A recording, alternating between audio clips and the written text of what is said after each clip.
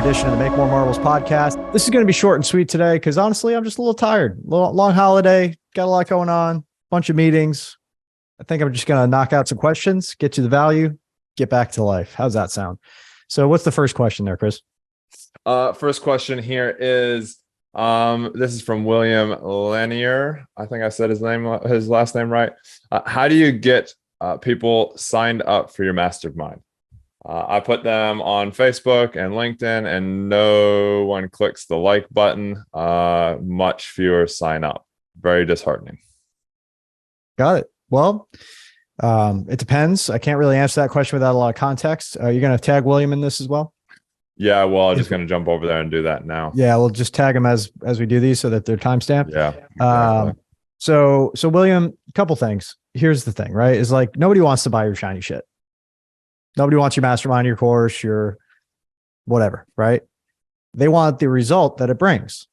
So without looking at your posts, my guess is that's the piece to dial in, is like doing the market research, talking to the people, getting them on calls, adding value. Hey, how can I serve you? How can I support?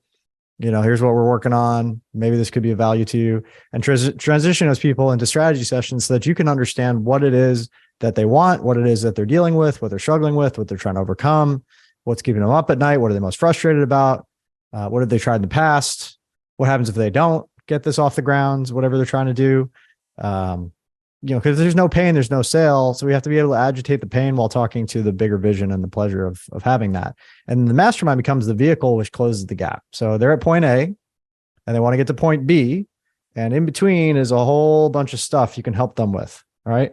And if you can be the vehicle through your mastermind, what have you, they don't really care about getting coached. They don't really care about the mastermind. They care about the result. So if that's the vehicle that gets them the result, then they will buy it and they will respond to it, et cetera, et cetera. In the meantime, I think another important thing to be thinking about is creating valuable content that's engaging, that's topical, to get people engaged enough to have conversations. Therefore, you have people to talk to. If you're starting from complete scratch and you haven't mastered the art of just generating attention, I would start reading content that is going viral, reading content that's interesting, insightful, thought-provoking, gets a lot of comments. They tend to be kind of campfire controversies. Like I just put one up today talking about how one of the guys in the industry, I forget his name right now, got sued $53 million by the FTC and was shut down by the FTC. Yeah, it's just kind of a big deal and it's getting a lot of attention. So like you can jack into that news story that's already happening and have a discussion around that. And then with those people, you start to think, okay, cool. How can we do this better, right? How can we be the solution to this and not more of the problem? And I put up a post and gave my thoughts, and now people are commenting on it, and it's just getting engagement, right? And I think that's the most important thing in the beginning, is like, it's a balance between stocking the pond and fishing it out. And if you're just trying to fish and there's no people stocked in the ponds, right? There's no fish in the ponds, then you're not going to get many bites. So there's the two skills, right? Stocking the pond, fishing out the pond. Stocking the pond is adding value, newsjacking, getting involved in the stream of consciousness, really gaining the attention. That's the biggest commodity, and building time and trust, and then eventually asking for money. If you're just going to the pond and asking for money and asking for fish, it's not probably going to show up because there's nobody there to give it to you, and they don't like you, know you, or trust you enough to do that in the first place. So that's my guess. Yeah, I'd say the same thing, Brad. It's just making sure that you are doing posts that aren't just the like and the sign up. Yeah. And there's nothing wrong with those posts at the right time, right? It's like Gary Vee says, it's like jab, jab, jab, jab, jab, jab, jab, jab, jab, jab, jab, right hook, right? Yeah. You gotta give a lot of value before you ask for anything. Yeah, exactly. And that being said, like if you get a warm person who's excited to work with you, that's fine. Those will happen. But it's like 5% of the market. The rest of the people, let's say another 30% could work with you in the future. You have to be nurturing those. And 60 some odd percent are probably never going to work with you. So not wasting your time with those people.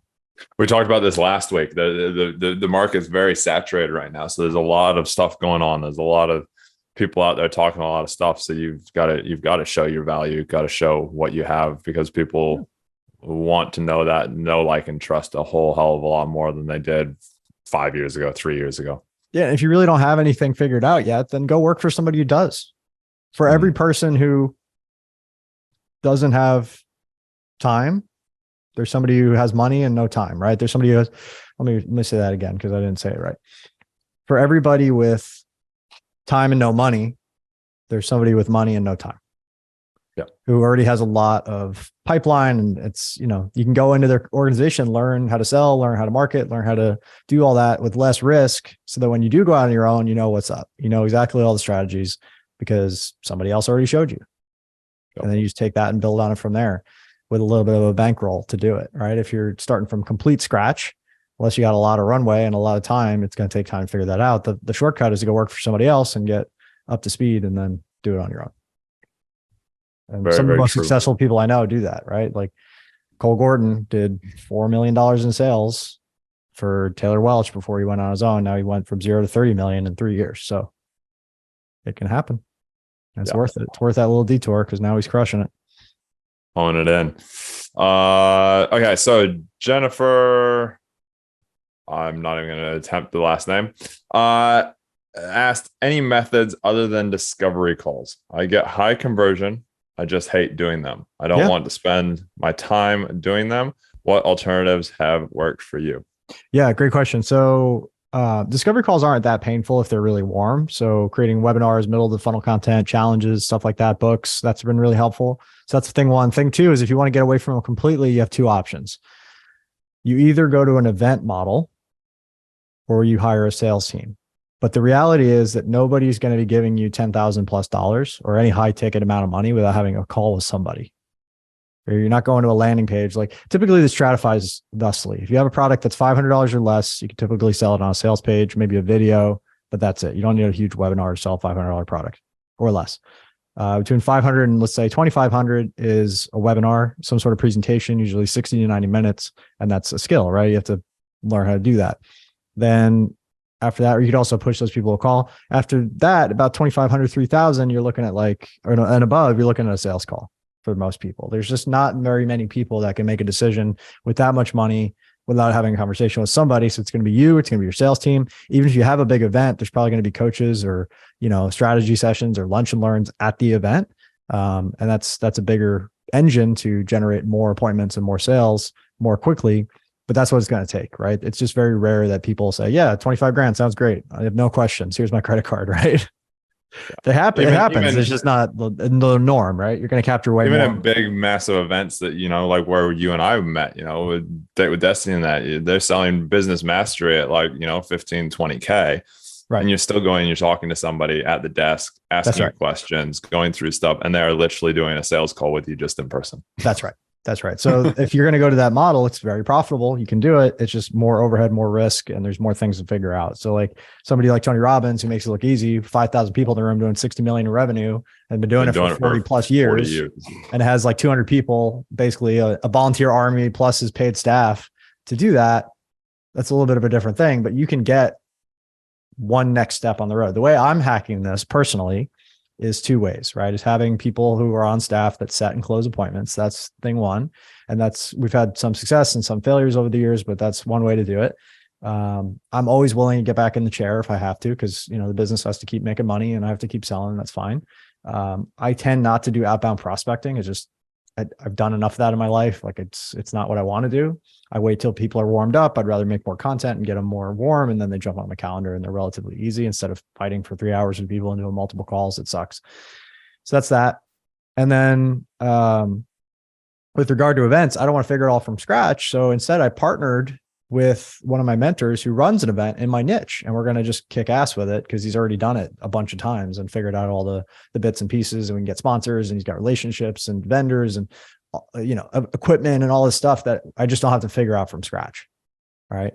So that's the best way to go. If you can go that way, is to work with somebody who's already got this event bit figured out, who already has the relationships and has done it. Even if you don't come in, you know, I'm very fortunate to have a great partnership. I've known this person for many years and we've had a lot of business together. But even if you were to come in at a small percentage and work your way up to it, you know, and then leave and do your own thing, that could be a game changer for your business. Similar to the first person I mentioned, it's like, hey, there's no shame in like shifting down gear to shift up a gear and then stay there. Yep. Very true. Very true. And the last question that we had put in here is what draws the better members, free group or paid membership? Paid membership.